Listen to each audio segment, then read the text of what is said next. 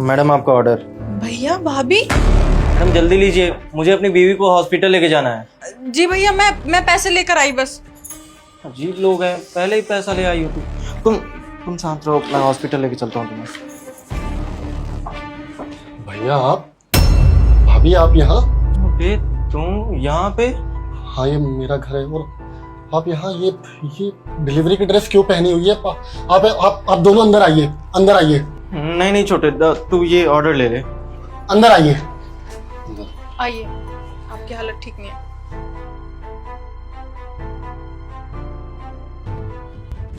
आइए भाभी, बैठिए आराम से। ये लीजिए सपोर्ट। भैया आप यहाँ इस तरह, और ये डिलीवरी करते फिर रहे हो, वो भी भाभी को साथ लेकर। क्या हुआ, सब ठीक तो है ना? क्या बताया छोटे, तू क्या आया, हमारा पूरा परिवार उजड़ गया। पिताजी समाज से बचने के लिए, समाज में अपनी इज्जत बचाने के लिए तुझे घर से तो निकाल दिए, लेकिन तुझे तो अच्छे से पता था कि तुझे कितना मानते थे, तुझे कितना प्यार करते थे वो। उन्होंने ये कड़ा डिसीजन तो ले लिया, तुझे घर से निकाल दिया, लेकिन उनके इसी डिसीजन ने उनकी जान ले ली। तेरे आने के बाद ना दिन रात तेरी बातें करते थे, हमेशा तुझे याद करते थे। मैं अक्सर उनसे बोलता था, पिताजी एक बार तो बात कर लो, एक बार उसे माफ कर दो, लेकिन पता नहीं कौन सी बात थी जो उन्हें रोकती थी तुझसे बात करने से, तुझे बुलाने से। तेरे आने के सदमे से ना वो बाहर नहीं निकल पाए। और कहते हैं ना कि ये ऐसी बीमारी होती है ना जिसका कोई इलाज नहीं होता है। वो ऐसा बीमार पड़े कि हजारों डॉक्टरों से दिखाया उनको, बहुत सारे हॉस्पिटल के चक्कर काटे, लेकिन फिर भी हम लोग उन्हें बचा नहीं पाए। वो हमें छोड़ के चले गए। और ऐसा नहीं है कि हमने कोशिश नहीं की, मेरे पास जितने पैसे थे सारा उनके इलाज में लगाया, यहाँ तक कि अपने हिस्से की जमीन तक बेच दी मैंने। लेकिन कहते हैं ना कि जो किस्मत में लिखा होता है वही होता है। पिताजी हमें छोड़ के चले गए, पर तू तो बहुत अच्छे से जानता है कि माँ और पिताजी में कितनी बनती थी, वो एक दूसरे को कितना प्यार करते थे। पिताजी के जाने के बाद माँ वो सदमा बर्दाश्त नहीं कर पाई, और उनके जाने के 10 दिन बाद ही माँ का भी देहांत हो गया। तू क्या आया वहां से, हमारी दुनिया उजड़ गई छोटे। और तू तो अच्छे से जानता है यार कि आज के टाइम पे सरवाइव करना कितना मुश्किल है। मतलब अगर कमाई ना हो ना तो जीवन नर्क बन जाता है। अब इसको भी देखना था और आने वाले बच्चे की जिंदगी भी देखनी थी, इसलिए मैंने सोचा कि गांव में तो कुछ कर नहीं सकता, शहर ही चलता हूँ कमाने के लिए। तो यहीं एक मेरा दोस्त रहता है, उससे बात की मैंने। वो बोला यहाँ आ जाओ, तुम्हारी नौकरी लगवा दूंगा मैं। यहाँ तो गया, लेकिन जहाँ वो नौकरी लगवाना चाहता था वहाँ नौकरी लग नहीं पाई। इसलिए मैंने सोचा कि अगर यहाँ पे रहना है, कुछ दिन सरवाइव करना है, उसके बाद अच्छी नौकरी देखनी है, तो कुछ ना कुछ तो करना पड़ेगा। इसलिए आज ये डिलीवरी बॉय का काम कर रहा हूँ। वो तो आज इसके पेट में दर्द बहुत ज्यादा था और डिलीवरी भी करनी थी मुझे, इसलिए सोचा इसको साथ ही लेके चलता हूँ। ये ऑर्डर देने के बाद इसको हॉस्पिटल दिखवा दूंगा। और देख किस्मत कहाँ लेके आई, तेरे दरवाजे पे लाके खड़ा कर दी। पापा नहीं रहे? आपने मुझे बताया क्यों नहीं? आप एटलीस्ट मुझे फोन तो कर देते। इतना भी बड़ा क्या गुनाह कर दिया था हमने? हम एक दूसरे से प्यार करते थे, और मैंने कितनी रिक्वेस्ट की आप लोगों की। साक्षी और मैं कॉलेज से साथ है और हम दोनों शादी करना चाहते हैं, लेकिन पापा है कि मानने के लिए तैयार ही नहीं थे। भैया आप खुद बताओ, क्या प्यार करना गुनाह है? जिस इंसान के साथ आप अपनी पूरी उम्र बिताना चाहते हो, किसी ऐसे इंसान से शादी कर ले जिसको ना आपने कभी देखा हो, ना आप कभी जानते हो। और पापा ने क्या बोला? हमारी नाक कट जाएगी, हम कहीं मुंह दिखाने लायक नहीं रहेंगे। उनका लड़का अपनी मर्जी से शादी कर ले तो नाक कट जाएगी। अरे मैं भगा कर थोड़ी ना लेकर गया था किसी को, सिर्फ चाहता था कि पापा हम दोनों को एक्सेप्ट करे, मम्मी हम दोनों को एक्सेप्ट करे, इवन आपने भी हमारा साथ नहीं दिया, मैं क्या करता। शताक्षी को लेके मैं आ गया शहर। भैया आपको पता है मैं भी यहाँ पे खुश नहीं था, हमेशा आप लोगों को बहुत मिस करता था, इवन पापा को भी मिस करता था। और काफ़ी बार हमने कॉल करने की कोशिश की, लेकिन जैसे ही रिंग जाती थी मैं फ़ोन रख देता था। अरे किस तरह बात करता उनसे, वापस वही सुनने को मिलता, तू चला गया छोड़कर एक लड़की की वजह से। भैया मैं पापा के प्रेशर में आके किसी और से शादी कर भी लेता, तो वो कॉम्प्रोमाइज वाली जिंदगी मुझे कबूल नहीं थी। शायद ना तो मैं खुद को खुश रख पाता और ना ही उस लड़की को। तो क्या गलत किया मैंने? तू सच कह रहा है, गलती तेरी नहीं है, गलती हमारी है। हम बड़े हैं, हमें साथ देना चाहिए था। एक बार अगर कोशिश कर लिया होता ना बाबूजी को मनाने के लिए, तो क्या पता बाबूजी मान जाते। आज ना बहुत पछतावा होता है कि जिस वक्त हमें आवाज उठानी चाहिए थी, अपने छोटे का साथ देना चाहिए था, उस वक्त साथ नहीं दे पाए। और देखना आज बाबूजी नहीं रहे उस डिसीजन की वजह से। तो गलती तेरी नहीं, गलती हमारी है। नहीं भैया, गलती सारी हमारी है। अगर हम ऐसा नहीं करते तो आज पापा मम्मी इस दुनिया में होते। सब कुछ हमारी वजह से हुआ है, हमें ऐसा नहीं करना चाहिए था। नहीं शताक्षी, इसमें तुम दोनों की कोई गलती नहीं है, सारी गलती हम दोनों की है। बड़े भाई भाभी होने के नाते मम्मी पापा से हमें बात करनी चाहिए थी तुम्हारे रिश्ते के बारे में, और हमने क्या किया, तुम दोनों से ही मुंह मोड़ लिया। इसमें सारी गलती हम दोनों की है। अगर उस दिन हम तुम दोनों का साथ दे देते ना, तो शायद आज माँ बाबूजी भी जिंदा होते और हम सब एक ही घर में खुशी खुशी रह रहे होते। भैया ये सब तो ठीक है, लेकिन आपने अपने हिस्से की जमीन बेचकर पापा के इलाज में लगा दी और आप दोनों की ये हालत हो गई, तो आपने मेरे हिस्से की जमीन क्यों नहीं बेची? अरे आप मेरे हिस्से की जमीन भी तो बेच सकते थे ना, ताकि आप दोनों की ये हालत ना होती। और गांव से शहर आकर आप भाभी को लेकर इस हालत में धक्के खा रहे हो, ऐसा क्यों? आपको क्या लगता था कि मैं आपसे अपने हिस्से की जमीन मांगने आऊंगा? तुम अपने भाई को ऐसा समझते हो? तू सही कह रहा है, तू गांव नहीं आता, अपने हिस्से की जमीन नहीं लेता, लेकिन मैं तुझसे बड़ा हूं। एक बार गलती कर दी थी मैंने, जो तेरा साथ नहीं दिया था। दोबारा तेरी जमीन बेच के ना वो गलती करना नहीं चाहता था। अरे समाज भी तो है, समाज क्या कहता कि बड़े भाई ने इसी चीज का फायदा उठाया, जानबूझ के छोटे को घर से निकलवा दिया और फिर उसकी जमीन पे राज कर रहा है। बस यही सोच करके ना मैंने तेरे हिस्से की जमीन नहीं बेची। बस भैया, समाज भाड़ में जाए, मुझे किसी समाज की परवाह नहीं। भैया एक बार तो मैं अपना परिवार खो चुका हूं, दोबारा से अपना परिवार नहीं खोना चाहता। भैया मैं ना शहर में बहुत अच्छे पैसे कमाता हूं और आज ना मेरे पास सब कुछ है। आप दोनों को छोड़कर मैं चाहता हूं कि आप दोनों मेरे साथ इस घर में रहो। भैया आप कोई काम भी नहीं करोगे ना, बस आप मेरे सामने रहोगे तो मेरे लिए बहुत है। आपको पता है बाप के जाने के बाद बाप का दर्जा ना बड़ा भाई ले लेता है। You are like my father. Please भैया मैं आपके आगे हाथ जोड़ता हूँ, आप भाभी को लेकर यहीं रहो। हम भाभी का बहुत अच्छे से ख्याल रखेंगे और आप दोनों को किसी चीज की कमी नहीं होने देंगे। और मम्मी पापा के जाने के बाद गांव में हमारा कुछ है भी नहीं, तो यहाँ रहते हैं ना पूरा परिवार एक साथ।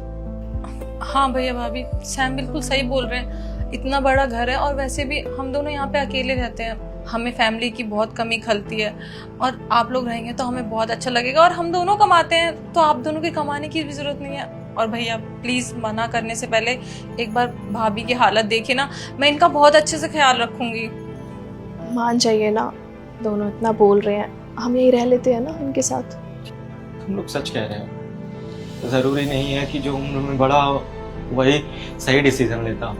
देखो ना बाबूजी और मेरे डिसीजन ने आज घर को बर्बाद करके रख दिया। ठीक है, अगर तुम लोग कह रहे हो कि यहीं पे रहना है तो आज तुम्हारे डिसीजन का मान रखता हूँ। नहीं मना करूंगा मैं यहाँ से जाने के लिए, पर रहूंगा मैं अपने परिवार के साथ एकजुट होकर।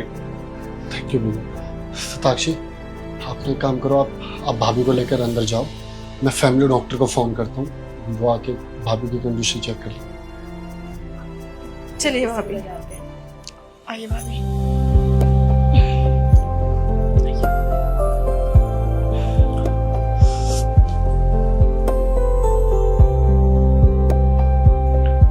Hello doctor. मैम कुछ और करवाना है आपको? नहीं, और कुछ नहीं कराना। मैम ये लड़का कौन है जो आपके साथ फोटो में है? कौन, जो वॉलपेपर में? हाँ मैम। मेरे husband. Are you sure ma'am he is your husband? हाँ ऑब्वियसली, मैं किसी और की फोटो अपने वॉलपेपर में क्यों लगाऊंगी? Actually ma'am he is my boyfriend. What? तुम्हारा दिमाग तो खराब नहीं है ना? तुम्हें पता है तुम क्या बोल रही हो? मुझे ना ये फालतू के मजाक बिल्कुल नहीं पसंद है। मुझे बहुत अच्छे से पता है मैम मैं क्या बोल रही हूँ क्या नहीं बोल रही। आपको मेरी बात पे यकीन नहीं है ना? एक मिनट।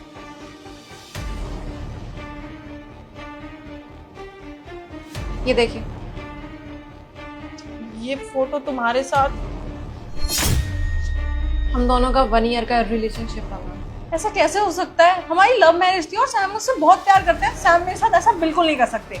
मैम आप शायद प्यार में अंधी हैं तो इसलिए आपको सच नजर नहीं आ रहा है। आपको अब भी मेरी बात पे यकीन नहीं है ना पिक्चर्स देखने के बाद भी ना?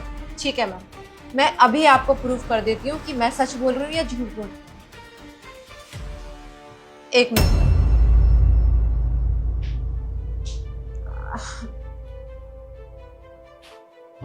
हाय बेबी। Hi Sam. कहाँ पे हो तुम? ऑफिस में। अच्छा अच्छा, मैं कह रही थी कि आज ना मेरा सलून से जल्दी ऑफ हो जाएगा, तो क्या साथ में हम डिनर पे चले? डिनर पे तो चल लेंगे, लेकिन डिनर के बाद कहाँ का प्लान है? हाँ, ज्यादा नॉटी होने की जरूरत नहीं है, जल्दी आओ सलून पे। Okay okay, I am coming.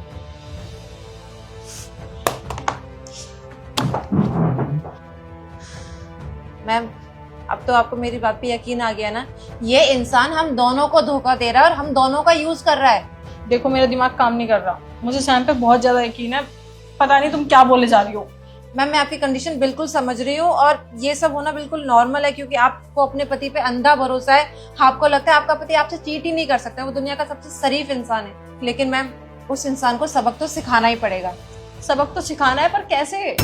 देखिए मैम, मैंने अपने बॉयफ्रेंड को, जो कि आपके पति भी हैं, उनको कॉल करके अपने सलून बुला लिया। जैसे ही वो मेरे सलून आएंगे, आप उससे पहले सलून से बाहर चले जाना और अपने पति को कॉल करना। फिर जैसे जैसे मैं आपसे कहती जाती हूँ आप बिल्कुल वैसा वैसा करते जाना। ठीक है, अभी मैं जाती हूँ। जब वो आएंगे तो मुझे मैसेज ड्रॉप करना, ठीक है? ठीक है मैम।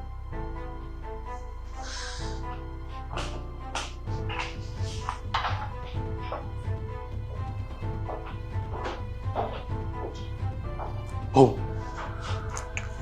क्या बात है, आज तो ऑफिस से काफी जल्दी बुला लिया तुमने। तो क्या है ना, मेरा तुम्हारे बिना बिल्कुल भी मन नहीं लग रहा है, इसलिए तुम्हारी याद आई तो तुम्हें बुला लिया। अच्छा चले। अच्छा बेबी, मुझे ना तुमसे कुछ पूछना था। पूछूं? बोलो। तुम किसी शताक्षी को जानते हो? कौन शताक्षी? मैं नहीं जानता, मैं तो नाम भी पहली बार सुन रहा हूँ। शायद नहीं जानते होगे तुम। अच्छा मेरे पास ना तुम्हारे लिए एक सरप्राइज है। हाँ, अच्छा कैसा सरप्राइज? ऑफिस का एक अर्जेंट कॉल है, मैं अटेंड करके आता हूँ। हाँ बिल्कुल।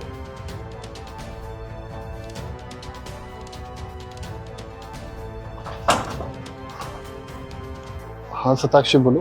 अब कहाँ पे हो? मैं ऑफिस में। ऑफिस में? अच्छा मैं ये पूछ रही थी, तुम किसी देविका को जानते हो? हाँ नहीं, कौन है ये? मैं तो नाम भी पहली बार सुन रहा हूँ। क्या हुआ, सब ठीक तो है ना? नहीं, बस ऐसे ही पूछ रही थी। ठीक है, फिर शाम में मिलते हैं। हाँ ओके।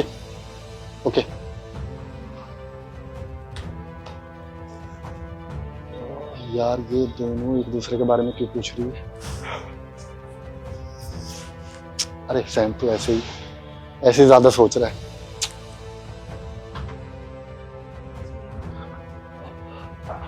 अच्छा चले। अच्छा बेबी, मैं ये कह रही थी कि मुझे ऐसा लग रहा है ऑफिस में काम करते करते ना तुम्हें बहुत ज्यादा स्ट्रेस हो गया, तो क्यों ना मैं तुम्हारी हेड मसाज कर दूं? नहीं उसकी कोई जरूरत नहीं है, मैं ठीक हूँ। अरे बेबी जरूरत कैसी नहीं है, मैं तुम्हें ऐसी हेड मसाज दूंगी ना कि तुम जिंदगी भर याद रखोगे, और तुम्हारा सिर का दर्द ना चुटकियों में गायब हो जाएगा। बेटर? Okay okay.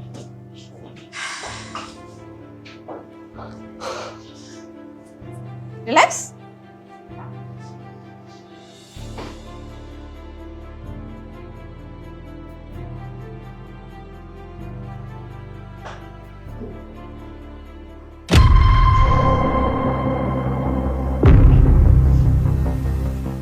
बेबी कैसा लग रहा है?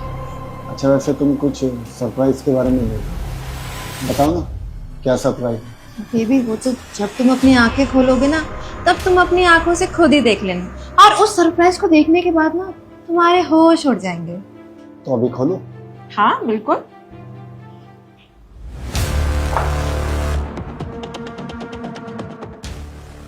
तुम यहाँ? मैं यहाँ। मेरा छोड़ो, तुम बताओ कि तुम यहाँ क्या कर रहे हो। और एक और बात, तुमने बोला था कि मैं किसी देविका नाम की लड़की को जानता ही नहीं हूँ, बल्कि मैं तो ये नाम भी पहली बार सुन रहा हूँ। तुम्हारा नाम कुछ और है क्या? नहीं, मेरा नाम तो देविका ही है। हाँ, मैंने सही तो कहा था, मैं नहीं जानता इसको। हाँ, मैं आता रहता हूँ यहाँ पे बीएड वगैरह सेट कराने के लिए, तो बस आई नो हर, बाकी इसका मैं नाम वगैरह नहीं जानता ऑनेस्टली। अरे वाह, तुम तो झूठ भी गजब का बोल लेते हो, और एक्टिंग तो कमाल की कर लेते हो यार। मतलब तुम्हें तो मुंबई में जाना चाहिए ना। सच सही कह रही हो तुम। तुम्हारा फॉर्म फिल करा दूँ ऑडिशन के लिए, चले जाना मुंबई, क्योंकि ये एक्टिंग स्किल तुम्हारी यहाँ तो किसी काम आएगी नहीं। क्योंकि मुझे ना अब सारा सच पता चल चुका है, इसने मुझे सब कुछ बता दिया है। बस अब सवाल ये है कि तुमने मुझे चीट क्यों किया। मुझे बिल्कुल यकीन नहीं हो रहा कि तुमने मेरे साथ ऐसा किया है। हमने तो लव मैरिज करी थी ना, तुम तो मुझसे प्यार करते थे, फिर ये सब क्यों? जैसा तुम समझ रहे हो वैसा कुछ भी नहीं, बस मेरी कैजुअली इससे बात हो जाती थी और मैं बता देता तुम्हें, लेकिन इतनी सारी चीज़ें अचानक ख़राब हो गई और तुम पता नहीं इससे किस हालत में मिल गए और ये सब हो गया। अच्छा जी, तो तुम्हारे लिए कैजुअली बात करना बहुत ईजी है, वो भी एक चीट में आता है। तुमने मुझे चीट किया और मैं बिल्कुल नहीं सोच सकती कि तुम मेरे साथ ऐसा कर सकते हो। अपने घर वालों की बात ना मान करके मैंने तुम जैसे लड़के से शादी करी। खैर, मेरे बारे में ना सही, कम से कम बच्चे के बारे में तो सोच लिया होता ना कि उसका क्या होगा। सिर्फ 4 महीने का है वो, उसके ऊपर क्या बीतेगी। खैर, तुम जैसे लड़के को समझाने का कोई फायदा नहीं है। डाइवोर्स के पेपर तुम्हारे घर भिजवा दूंगी। मैं एक इंडिपेंडेंट वुमेन हूँ, अपने बच्चे का ख्याल आराम से रख सकती हूँ। प्लीज़, तुम जो स्टेप लेने वाले वो बहुत बुरा है, सोच समझ लो। शादी कोई बच्चों का खेल नहीं है। आई एम रियली सॉरी, मैं इसको दोबारा रिपीट नहीं करूँगा। चीट करना भी ना कोई बच्चों का खेल नहीं है। तुमने अपनी मर्जी से चीट किया और जानबूझ के किया है। मैं डाइवोर्स तुम्हें दूंगी, डाइवोर्स के पेपर भिजवा दूंगी। मैं चाह रही हूँ, तुम इसके साथ रहना है तो रहो। अब तुम्हें क्या लगता है ये सब कुछ जानने के बाद मैं तुम्हारे साथ रहूंगी? अरे तुम्हारे पास तो इतनी भी हिम्मत नहीं हुई कि तुम अपनी बीवी के सामने ये एक्सेप्ट कर सको कि मैं तुम्हारी गर्लफ्रेंड हूँ। अरे मेरे को तो शर्म आ रही है कि मैंने तुझ जैसे इंसान से प्यार किया।